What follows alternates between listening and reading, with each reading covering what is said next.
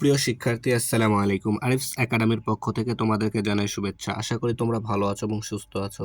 আজকে আমি তোমাদের বাংলাদেশ ও বিশ্ব পরিচয় বইয়ের পৃষ্ঠা নম্বর 24 অর্থাৎ তৃতীয় অধ্যায়ের অনুশীলনের সবগুলো প্রশ্ন সমাধান করে দেব। তাহলে চলো শুরু করা যাক।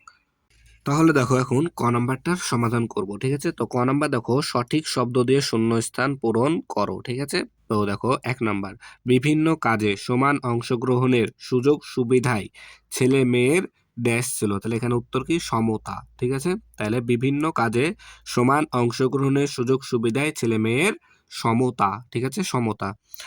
এরপর দেখো ঘরে আচ্ছা 2 নাম্বার ভাইয়া, দেখো 2 নাম্বারটা একটু প্রশ্ন তুলতে আমার ভুল হয়েছে। ঠিক আছে, টাইপ মিস্টেক। ঠিক আছে, টাইপ করতে ভুল হয়েছে এখানে। দেখো 2 নাম্বার প্রশ্নটা হবে যে কৃষি ক্ষেত্রে নারী ও পুরুষের সমান, উভয়ের কি সমান অধিকার রয়েছে হবে। ঠিক আছে, এখানে এই তো 2 নাম্বারটা একটু ভুল হয়েছে। ঠিক আছে, তাহলে আমি প্রশ্নটা আবার বলছি, শুনো। তাহলে কৃষি ক্ষেত্রে নারী ও পুরুষের উভয়ের কি সমান অধিকার রয়েছে। কি রয়েছে? অধিকার রয়েছে। ঠিক আছে, তাহলে এটা তোমরা ঠিক করে নিবা 2 নাম্বারটা। ঠিক আছে, অধিকার রয়েছে হবে। ঠিক আছে, অধিকার।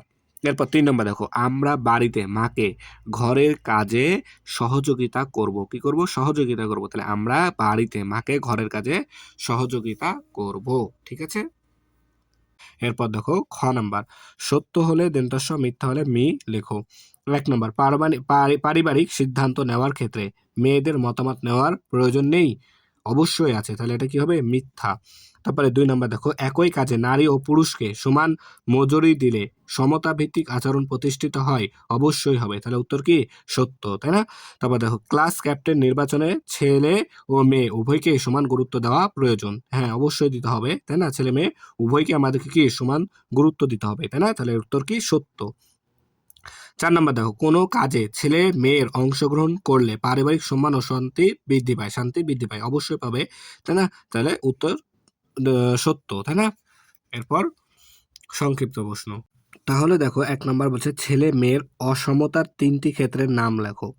নাম লেখো। ঠিক আছে, 3টি অসমতা, অর্থাৎ ছেলে মেয়ে কোথায় অসমতার শিকার হয়। ঠিক আছে, তো দেখো ছেলে মেয়ের অসমতা 3টি ক্ষেত্রের নাম হলো শিক্ষা, কাজের সুযোগ, পারিবারিক সিদ্ধান্ত। অর্থাৎ এখানে বোঝাচ্ছে যে মেয়েরা কি শিক্ষার ক্ষেত্রে অসমতার শিকার হয়, তাই না? আবার কাজের ক্ষেত্রেও সমান সুযোগ কিন্তু ছেলে মেয়ে উভয় পায় না, তাই না? আর পারিবারিক সিদ্ধান্তর ক্ষেত্রে। ঠিক আছে, তো দেখো এরপর 2 নাম্বার, পরিবার ও সমাজে কিভাবে ছেলে মেয়ের অসমতা গড়ে ওঠে। ঠিক আছে, তো পরিবার ও সমাজে ছেলে মেয়ের অসমতা গড়ে ওঠে যখন ছেলেদের বেশি গুরুত্ব দেওয়া হয়। তাহলে ছেলেদের বেশি গুরুত্ব দেওয়া হলে তো অবশ্যই মেয়েদের কি অসমতা গড়ে উঠবে, তাই না? এরপর দেখো, মেয়েদের মতামতকে অবহেলা করা হয়। তাহলে মেয়েদের মতামতকে যখন আমরা অবহেলা করব তখন কিন্তু কি অসমতা গড়ে ওঠে ছেলে মেয়ের মধ্যে, তাই না? এরপর দেখো, ছেলেদের বেশি শিক্ষা ও সুযোগ দেওয়া হয়। তাহলে ছেলেদের বেশি শিক্ষা ও সুযোগ দেওয়া হয় যখন, তখন কি ছেলে মেয়ে উভয়ের মধ্যে কি অসমতা গড়ে ওঠে। ঠিক আছে, এরপর দেখো ঘ নাম্বার, বর্ণনামূলক প্রশ্ন। ঠিক আছে, তো বর্ণনামূলক প্রশ্ন দেখো, ছেলে মেয়ের অসমতার প্রভাবগুলো লেখো। তাহলে একজন ছেলে এবং একজন মেয়ের মধ্যে যদি অসমতা দেখা দেয় তাহলে কি কি প্রভাব পড়বে সেগুলো আমাদের এখন লিখতে হবে, তাই না? তো দেখো, ছেলে মেয়ের অসমতার প্রভাবগুলো হলো সমাজে বৈষম্য সৃষ্টি হয়, তাই না? হ্যাঁ, তারপরে দেখো, মেয়েরা শিক্ষা থেকে পিছিয়ে পড়ে।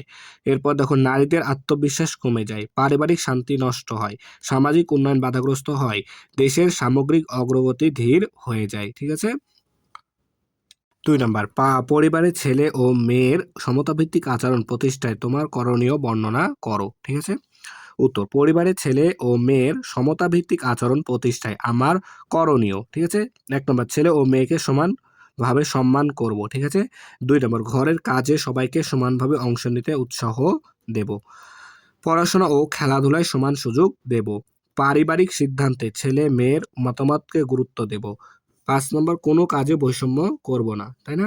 এরপর 6 নম্বর, সমতার গুরুত্ব সম্পর্কে সবাইকে সচেতন করতে হবে। সবথেকে গুরুত্বপূর্ণ এই লাইনটা কিন্তু, যে সমতার গুরুত্ব সম্পর্কে সবাইকে সচেতন করতে হবে। ঠিক আছে, তাহলে দেখো আমাদের 3 অধ্যায়ের সবগুলো অনুশীলনের প্রশ্ন সমাধান করা কিন্তু হয়ে গেল, তাই না? তাহলে আশা করি বুঝতে পেরেছো সবগুলো। ঠিক আছে, তাহলে আজকে এই পর্যন্তই। ভিডিওটি ভালো লাগলে অবশ্যই লাইক, কমেন্ট, শেয়ার করতে ভুলবে না এবং পরবর্তী ভিডিও সবার আগে পেতে আমাদের চ্যানেলটি সাবস্ক্রাইব করে রাখো। আল্লাহ হাফেজ। আসসালামু আলাইকুম ওয়া রাহমাতুল্লাহ।